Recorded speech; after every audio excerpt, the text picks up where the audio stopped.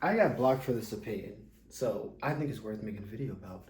Smile 2, not the first. The first is okay, but Smile 2, I think is arguably the best film, horror film of the year, right? I do like Sinners. I do like Sinners, but if we're talking about true horror in its essence, I have to give the edge to Smile 2. Especially as I feel like as a horror veteran, this person that's just constantly watch horror films day by day, there's not anything that truly scares me anymore, and it's kind of annoying, right?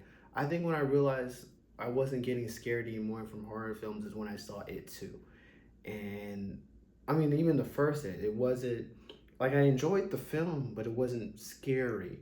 And there's also other films that aren't necessarily scary, but I enjoy, like The Barbarian, Your Next, Halloween 2, and an array of different other films, and even more some that came out more recently.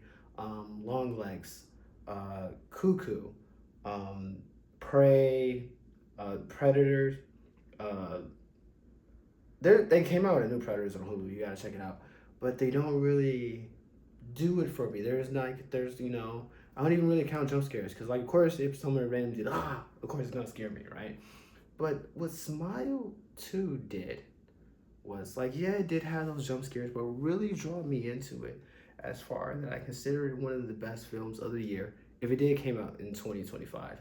Um, if it didn't create came out in 2025 and came out in 2024, it defeats the whole purpose of this video. But I'm gonna pretend it came out in 2025. You correct me in the comments.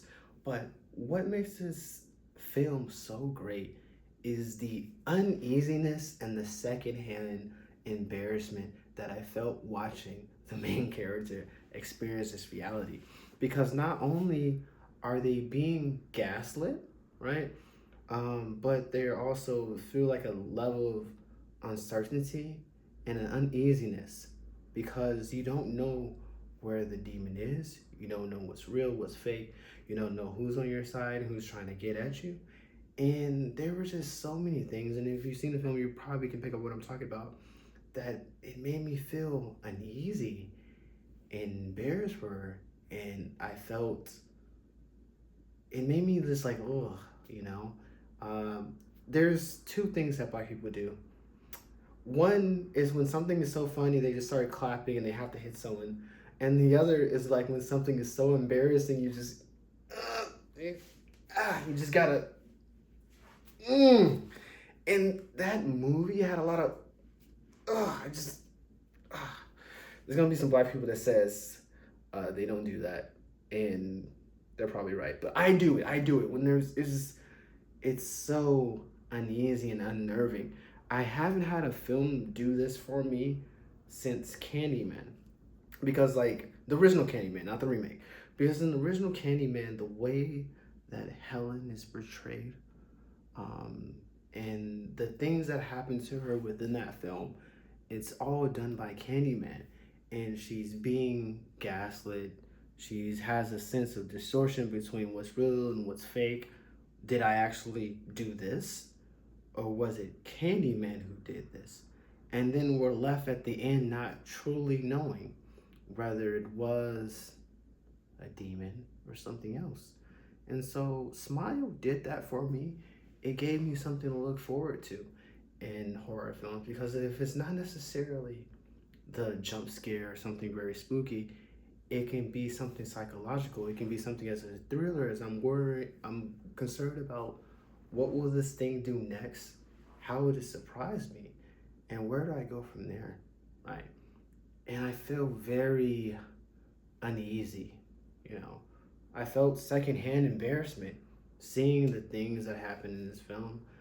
I felt literally on edge, you know. I admit, I was on my phone when I first started watching this film, but it's immediately caught my attention because I'm like, what the hell's going on? And how it distinguished itself from the first film. Like, you could even, I mean, yes, because there's certain telltale signs that this is takes place in the same continuity, but in the same sense, it's just so vastly different. I'm also seeing the same thing being done with Black Phone as well, as like the like Black Phone. the part one was self-contained, and it seems in part two he goes beyond that basement, beyond the phone booth, and becomes something of a supernatural entity. Is that the phase in which they that give it probably like the God of War treatment? Is like the original was self-contained, but then it starts expounding a little bit more. So yeah, I like this film. Arguably the best one of 2025. Have you seen the film? What are your thoughts about it?